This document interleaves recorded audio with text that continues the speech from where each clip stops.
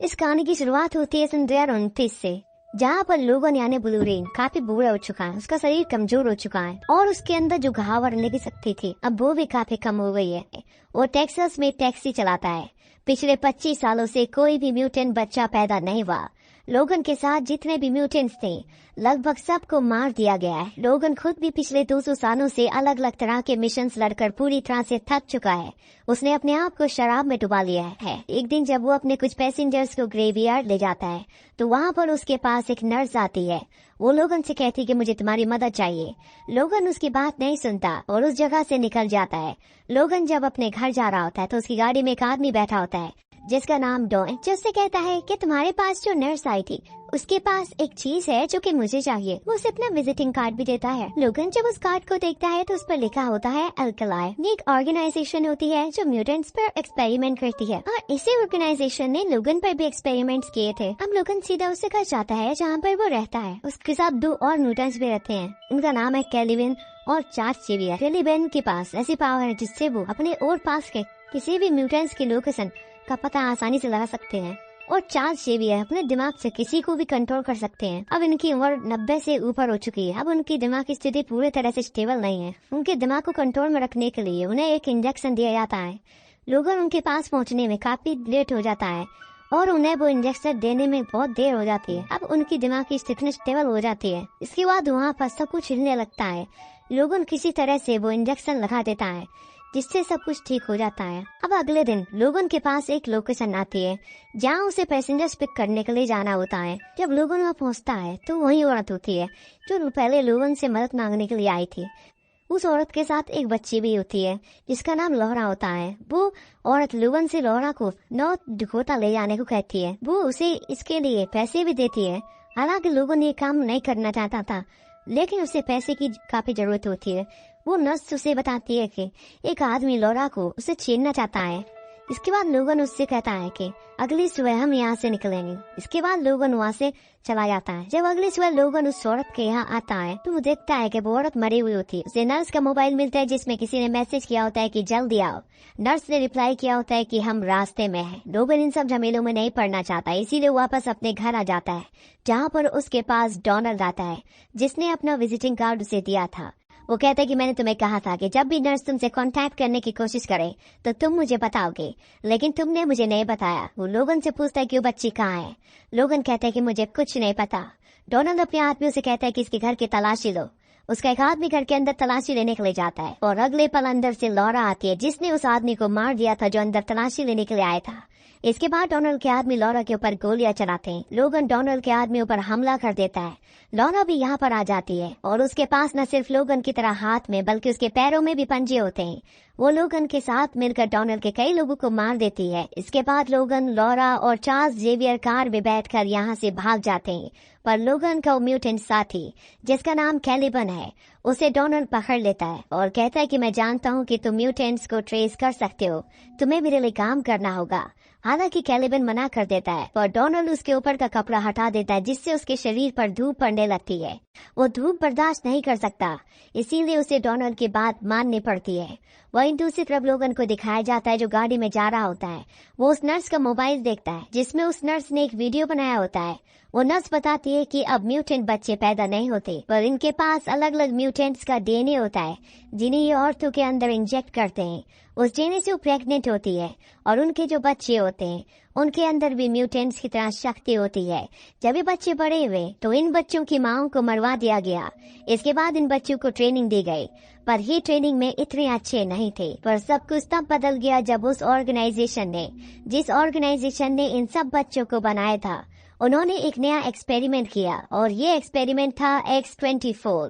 ये एक्सपेरिमेंट पूरी तरह से कामयाब था और उस कंपनी ने जिस कंपनी ने इन सब बच्चों को पैदा किया था वो डिसाइड करती है कि वो इन सभी बच्चों को यानी कि इन सभी म्यूटेंट एक्सपेरिमेंट्स को मार देगी। पर वहाँ पर जब नर्सिस को ये बात पता चलती है तो वो इन सब बच्चों को वहाँ से भगा देती है और उन्हीं बच्चों में से लौरा भी एक है। लोगन अब फैसला करता है कि वो लौरा को उसकी मंजिल तक जरूर पहुँचाएगा।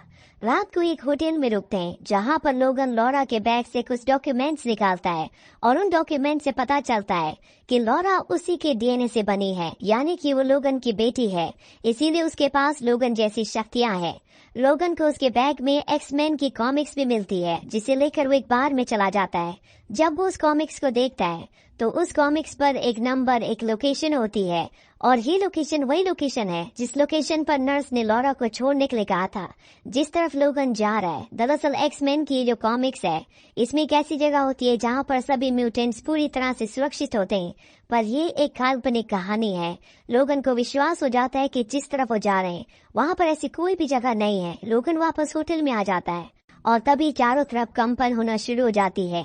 जो इंसान जहाँ पर होता है वहीं पर पॉज हो जाता है। लोगन बड़ी मुश्किल से होटल के उस कमरे में पहुँचता है जहाँ पर लॉरा और चार्ल्स है। यहाँ पर डॉनल्ड्स के बहुत सारे लोग भी होते हैं जिनके हाथ में गन होती है, लेकिन सब के सब पॉज होते हैं क्योंकि चार्ल्स को दिमागी दौरा पड़ चुका होता है। लोगन सबको मार देता है। लॉरा बड़ी मुश्किल से लोगन को चार्ल्स का इंजेक्शन देती है। लोगन चार्ल्स को इंजेक्शन लगा देता है। इसके बाद सब कुछ शांत हो जाता है, पर वो जानता है कि नीचे डोनाल्ड है, इसीलिए वो कहता है कि हमें यहाँ से निकलना होगा और ये तीनों के तीनों होटल से निकल जाते हैं। कुछ घंटों का सफर तय करने के बाद ये देखते हैं कि सड़क पर कुछ घोड़े छूट आए कि मालिक उन्हें कंट्रोल नहीं कर पा रहे। तो चार्ल्स के कहने पर लोगन उन लोगों की मदद करता है, इसलिए वो लोग इन तीनों को अपने साथ ले आते हैं। अब इन तीनों को एक दिन के रहने के लिए आसरा मिल गया था। ये पूरा परिवार बहुत अच्छा होता है। रात के समय लोगन घर के मुखिया के साथ उसके खेत पर उसका वाटर पंप को ठीक करवाने के लिए आता है और उसी दौरान घर पर X-24 आ जाता है। वो वहाँ चार्ल्स डेवियर के साथ शहर के बाकी लोगों को भी मार देता है और वो लॉरा को वहाँ से उठाकर ले आ रहा होता है और तभी वहाँ लोगन आ जाता है। इसे बहुत गुस्सा आता है और वो अपने पंजे निकालकर X-24 पर हमला कर देता है। यहाँ हमें पता चलता है कि X-24 को भी लोगन के डीएनए से बनाया गया है और उसके अंदर से भी लोगन जैसे पंजे निकलते हैं। वो लोगन से भी ज्यादा शक्तिशाली होता है, उसके राह जल्दी बढ़ जाते हैं। यहाँ पर X-24 लोगन पर भारी पड़ता है, यहाँ तक कि वो लोगन को मारने वाला होता है, लेकिन तभी पीछे से उस घर का मुखी जहाँ पर लोगन एक दिन भी रुका था वो अपनी गाड़ी से टक्कर मारता है। वो उसे टक्कर मारता हुआ ये खेती करने वाले पैने नुकीले पौड़ी के आर पार हो जाते हैं। अब घर का ओनर गाड़ी से बाहर निकल कर उसे गोलियों से भून डालता है। अब जैसे ही वो लोगन की तरफ देखता है तो उसे लोगन पर भी गुस्सा होता है कि इसकी वजह से मेरी सारी फैमिली मारी गई, तो उस पर भी वो गोली चलाने लगता है। पर उसकी गन में यहाँ गोलियां खत्म हो चुकी, तब वो खुद भी गिर जाता है और यहाँ उसकी भी डेथ हो जाती है। अब लोगन अकेला रह जाता है, उसके साथ वही छोटी बच्ची होती है। तो साथ में वो उस पूरे म्यूटेंट की डेड बॉडी को उठाता है। तो अब लोगन चार्ल्स की डेथ बॉडी को दफना कर वहाँ से चला जाता है। लोगन चार्ल्स की मौत से बहुत ज्यादा दुखी होता है। इसके बाद लोगन और लॉरा गाड़ी में बैठे होते हैं। तब लॉरा बोलती है कि उसे नॉर्थ डकोटा अपने दोस्तों के पास जाना है। ये सुनकर लोगन काफी हैरान हो जाता है।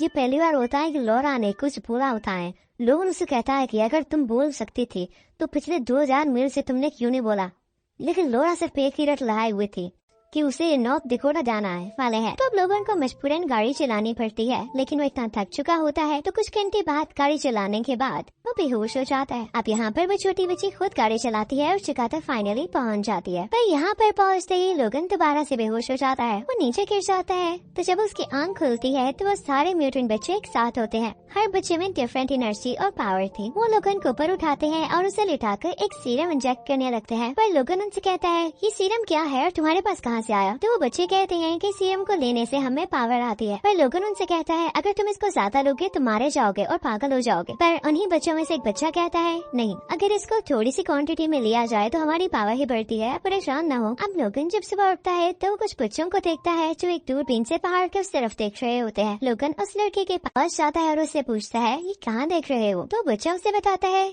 कि पहाड़ की दूसरी तरफ कनाडा है। अगर हम सारे बच्चे वहाँ चले जाएं तो हमारी जान सेफ होगी, हमारी जान को कोई खतरा नहीं होगा, और अगर आप हमें उधर ले जाएं तो हम इसके आपको पैसे भी देंगे। लेकिन लोगन उनकी बात नहीं सुनता और न ही पैसे लेता है। अब जब रात होती है तो लोगन के पास वही छोटी बच्ची आती है और उनसे पूछने लगती है कि आप हमारे साथ क्यों नहीं जा रहे? तो लोगन कहता है कि मुझे अपने रास्ते जाना होगा, तुम लोग अपने रास्ते जाओ। तो छोटी बच्ची कहती है कि क्या होगा अगर आप हमारे साथ आए? तो लोगन कहने लगता है मैंने आज तक जिससे भी प्यार किया है या कोई मेरे साथ रहा कहा है तो उसे मुझसे छीन लिया गया है, तो इसलिए मैं तुम्हारे साथ नहीं जा सकता। तुम मेरी बेटी हो, मैं तुमसे प्यार करता हूँ, तो मैं नहीं चाहता कि तुम्हें कुछ हो। तो यहाँ पर लोगन सुबह जाता है और अगली सुबह जब उठता है तो देखता है कि वहाँ पर कोई बच्चा नहीं है, सारे बच्चे जा चुके हैं। अब लोगन फौरन से उसी दूरबीन की तरफ जाता है और उस पहाड़ पर देखने लगता है। वो देखता है कि बच्चे तो वहाँ पर नजर नहीं आ रहे, यानी वो वहाँ पहुँच चुके हैं, पर कुछ कार्स हैं जो उनका पीछा कर रही हैं और ये कार्स उसी ऑर्गेनाइजेशन की हैं जो म्यूटेंट बच्चों को मारना चाहती है। लोगन कुछ भी सोचे समझे बगैर उस तरफ निकल पड़ता है, लेकिन थोड़ा आगे जाते ही उसकी एनर्जी लो होने लगती है, तो उसी सीरम को यूज करता है जो म्यूटेंट बच्चों ने उसे दिया था। वो उसे काफी ज्यादा इंजेक्ट कर लेता है, जिसकी वजह से उसकी बॉडी में एक साथ ही बहुत सारी ताकत आ जाती है और वो भागते हुए उन सारे लोगों को, यानी उस ऑर्गेनाइजेशन के लोगों को मारने लगता है। उस पर भी वो लोग शूट करते हैं, लेकिन उसके जख्म आहिस्ता आहिस्ता हील हो रहे थे, पर थोड़ा आगे जाते ही उस सीरम का असर खत्म होने लगता है और अब वो फिर से कमजोर पड़ने लगा था। वो देखता है कि उन लोगों ने कुछ म्यूटेंट बच्चों को पकड़ लिया है और उस बच्चे को गन पॉइंट पर ले रखा है, जिसने दूरबीन से कनाडा का पता है। और तभी यहाँ पर इस ऑर्गेनाइजेशन का लीडर आ जाता है। वो लोगन को बताता है कि पता है मैं क्यों तुम्हारे पीछे हूँ, क्योंकि जब तुम्हें म्यूटेंट बनाया गया तो तुम वहाँ से भाग गए, और जिसने तुम्हें म्यूटेंट बनाया वो मेरे फादर थे, तो तुमने भागने से पहले उनको मार डाला और इसी चीज का बदला मैं तुमसे लूंगा। और सिर्फ यही नहीं, मैं उन सारे बच्चों को भी मार दूंगा। पर लोगन गन उठाता है और फौरन से उस डॉक्टर के गले में शूट कर देता है। फिर तभी वहाँ पर X-24 आ जाता है। वो लोगन से लड़ने लग जाता। इन दोनों के बीच में घमासान युद्ध शुरू हो जाता है। वही यहाँ पर जो म्यूटेंट बच्चे होते हैं वो डोनाल्ड को और बाकी सभी सिपाहियों को मार देते हैं। वही X-24 लोगन पर पूरी तरह से हावी होता है। वो उसे अपने पंजे से लगातार मार रहा होता है और इससे पहले कि वो उसकी जान ले लेता, लॉरा के पास लोगन की जो एडमिंटियम की गोली होती, पुलिस X-24 का भेजा उड़ा देती है, जिससे उसकी मृत्यु हो जाती है। इसके बाद वो लोगन के पास जाती है। लोगन उसे कहते कि जाओ और यहाँ से दूर चले जाओ, तुम वैसी कभी मत बनना जैसा उन्होंने तुम्हें बनाया है। लॉरा की आंखों में आंसू होते हैं क्योंकि वो लोगन को छोड़कर नहीं जाना चाहती। उसे पता है कि वो उसके डैडी है। लॉरा पहली बार लोगन को डैडी कहती है। लोगन लॉरा से कहता है कि आज मुझे पहली बार पता चला कि मौत का एहसास क्या होता है। लोगन की कब्र के ऊपर क्रॉस का निशान होता है। लॉरा उस क्रॉस के निशान को X का निशान बना देती है